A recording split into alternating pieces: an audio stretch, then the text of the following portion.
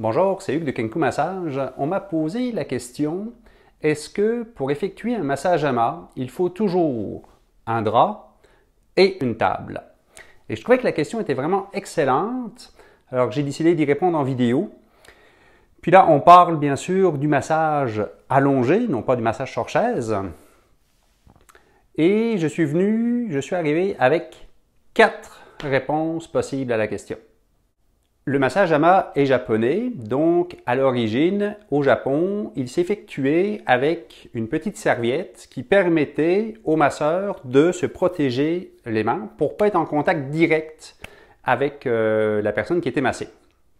Alors, cette façon de faire-là est vraiment culturelle au Japon de cette époque-là. J'ai pas pu vérifier cette information-là, donc c'est quelque chose que j'ai entendu. Je ne sais pas à quel point c'est vrai. Est-ce que c'était fait partout comme ça au Japon ou juste à une certaine région? Est-ce que c'est encore d'actualité? Je ne le sais pas. Par contre, je suis persuadé que cette méthode-là, en Occident, serait peut-être mal vue par certaines personnes ou au moins déstabilisante. Que les gens sont habitués à être massés d'une certaine façon, une table, un drap. Ils sont habitués quand même d'être touchés. Si le masseur ne voulait pas toucher la personne, peut-être que le client ferait comme moi. Je ne suis pas sûr s'il aime son métier. Est-ce que je le dégoûte? Ça pourrait soulever des questions qui seraient vraiment culturelles. Donc, le massage ama vraiment japonais, pur à 100%, ne peut pas vraiment se pratiquer en Occident de cette façon-là. Il y a besoin d'une petite adaptation. En Amérique du Nord, en Occident, le massage ama est pratiqué sur une table et avec des draps. Pourquoi? Parce que le massage régulier, qui est souvent le suédois ici au Québec, se pratique de cette façon-là. Donc, on veut que le client soit quand même rassuré, il va recevoir un massage, il s'attend à trouver une table, il s'attend à trouver des draps. Déjà que la méthode est vraiment complètement différente d'un massage à l'huile, c'est déjà une grosse adaptation pour le client.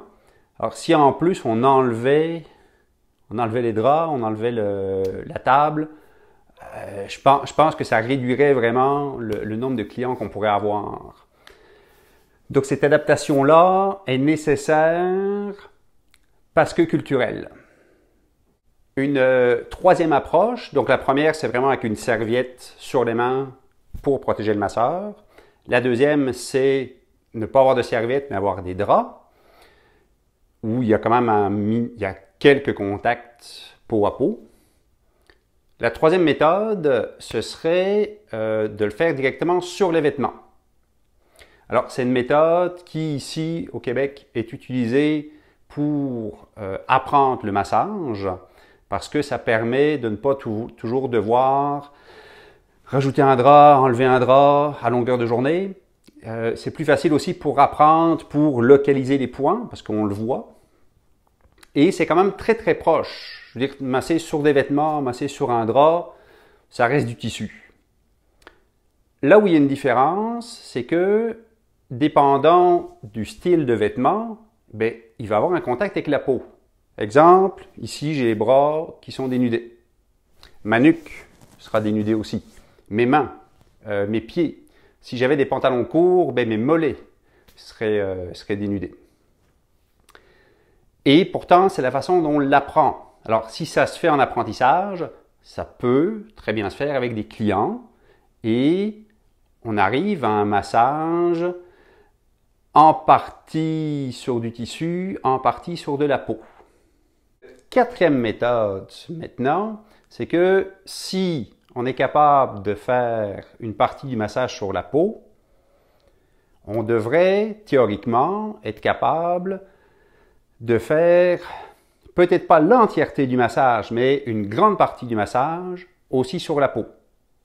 Un boshi juneno qui soit effectué sur un bras, sur un trapèze, sur le dos, ça reste le même mouvement.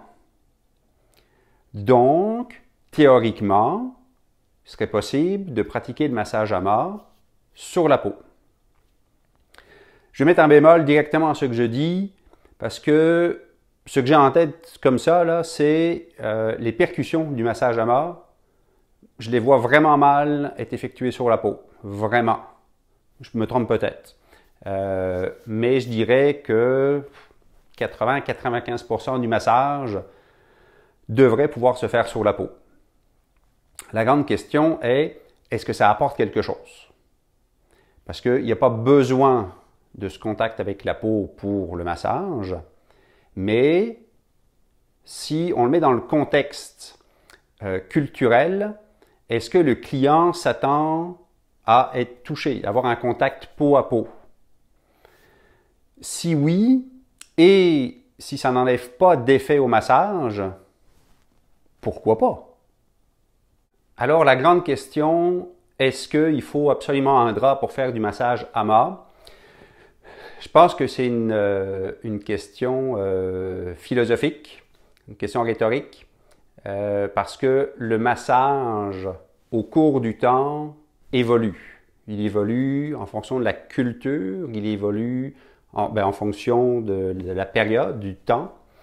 Il n'y a pas de massage AMA pur à 100%. D'ailleurs, on ne sait pas la séquence du AMA qui est enseignée. Est-ce qu'elle est enseignée exactement de la même façon partout? Je ne suis vraiment pas sûr. Ça va dépendre de l'enseignant. Est-ce que cette séquence-là qui est transmise d'enseignant en enseignant, est-ce qu'elle est la même qu'il y a 10 ans, 20 ans, 200 ans? Là aussi, j'aurais des doutes. Est-ce qu'il y a une seule séquence à l'origine ou est-ce qu'il y en avait plusieurs?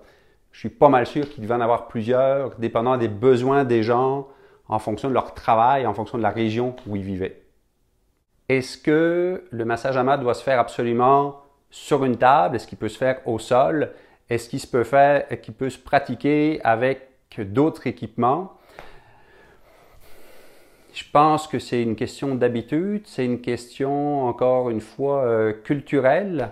À quoi le client, dans quelle position le client est le plus confortable, qu'est-ce qui est le plus confortable pour le thérapeute aussi. Parce que si les outils ne sont pas confortables pour le thérapeute, il ne pourra pas donner un excellent massage. Donc ça aussi, c'est une question d'évolution. D'après ce que j'ai entendu, au Japon, là on remonte dans le temps, là, il ne se pratiquait pas sur une table, il se pratiquait sur une espèce de socle légèrement surélevé, un peu comme une table japonaise là, pour la hauteur. Donc on l'a déjà adapté en le faisant passer sur une table. On l'adapte encore quand on le fait sur chaise, c'est plus le même massage. Il pourrait se pratiquer au sol, il pourrait se pratiquer avec des nouveaux équipements. Le massage va évoluer avec le temps. En conclusion, moi je me poserais deux questions. Est-ce que les bienfaits du massage sont toujours là? Peu importe qu'on le pratique avec un drap, sur les vêtements, sur une table, au sol. Si les bienfaits du massage sont là, yeah, fantastique. Deuxième question, est-ce que ça correspond aux attentes du client? Parce que ce serait fantastique d'avoir un massage AMA identique à ce qui se faisait il y a 1000 ans, mais est-ce que ça va correspondre à ce que le client s'attend, à ce que le client a besoin? Probablement pas. Puis sans clientèle, ben, c'est pas de chance, mais le massage n'est vraiment pas utile.